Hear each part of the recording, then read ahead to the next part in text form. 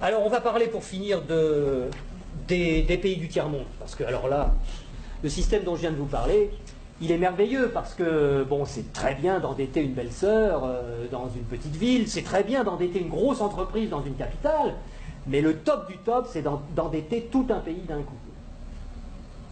Et là, il y a des spécialistes de ça, il y a le Fonds monétaire international, il y a la Banque mondiale, il y a l'OMC, qui ont des individus, des équipes particulières qui vont dans les pays pauvres, en général où on peut trouver des ressources qui sont utiles aux pays riches, des ressources minières, des ressources géologiques, des ressources énergétiques, du pétrole, etc.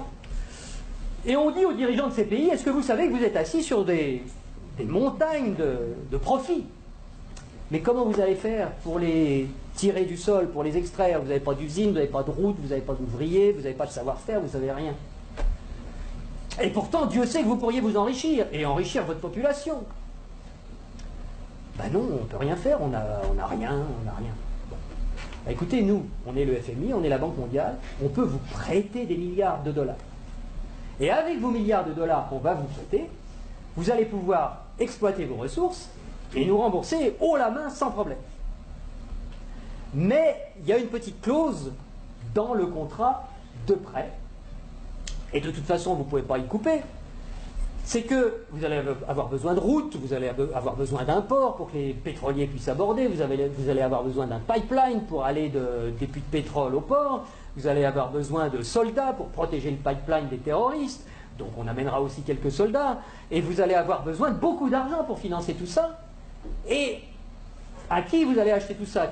Où sont vos entreprises? Mais on vous a dit, on n'a pas d'entreprise. Ah bon?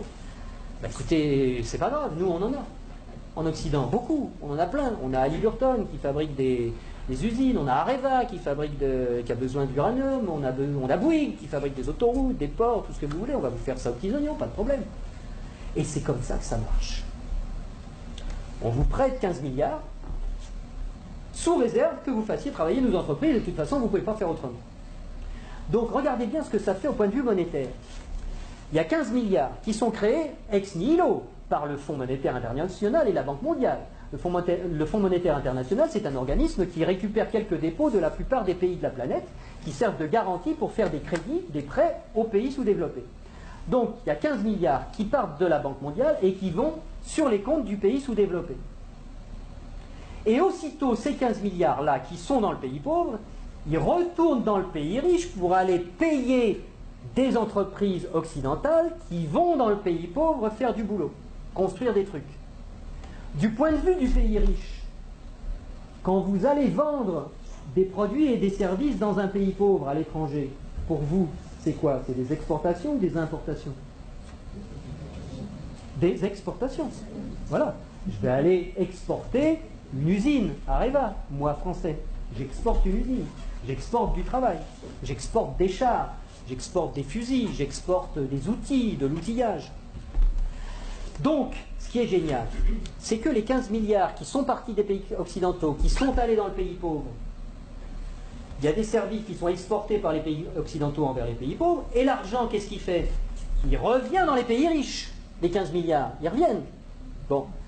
Et donc les 15 milliards, c'est comme si on avait eu une belle-sœur qui avait emprunté 15 milliards et qui nous les distribue, puisque les ouvriers des entreprises des pays occidentaux, les actionnaires des entreprises des pays occidentaux, ils vont avoir plus d'argent grâce à ces 15 milliards qui reviennent.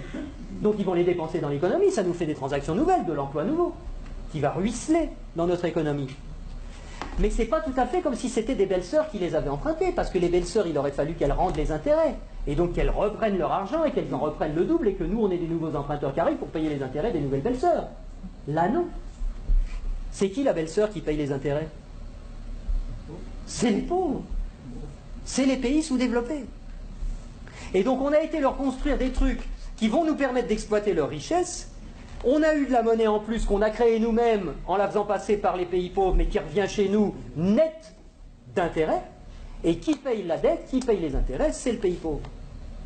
Et ils ont deux solutions. Soit ils empruntent à nouveau le montant des intérêts pour pouvoir nous les rembourser, ce qui double leur dette. C'est pour ça que des fois vous entendez des présidents de pays sous-développés qui disent « Mais c'est pas possible, on l'a déjà payé 15 fois la dette, comment ça se fait qu'il faut qu'on paye encore ?» Ben, c'est parce qu'ils ne peuvent pas la créer. C'est parce que pour rembourser des dollars, il faut qu'ils les empruntent. puisqu'il n'y a que nous, les Occidentaux, qui peuvent créer des dollars pour les endetter. Et donc, soit ils empruntent pour continuer à payer leurs intérêts, soit ils vendent leurs ressources pour presque rien. Ce qui nous permet à nous d'avoir le niveau de vie qu'on a, et d'avoir les ressources des pays sous-développés, qu'on a bien choisis parce qu'ils étaient riches en ressources dont on a besoin, et d'avoir le niveau de vie qu'on a, et d'avoir de l'essence pas chère, et d'avoir des iPhones pas chers, etc. C'est grâce à ça.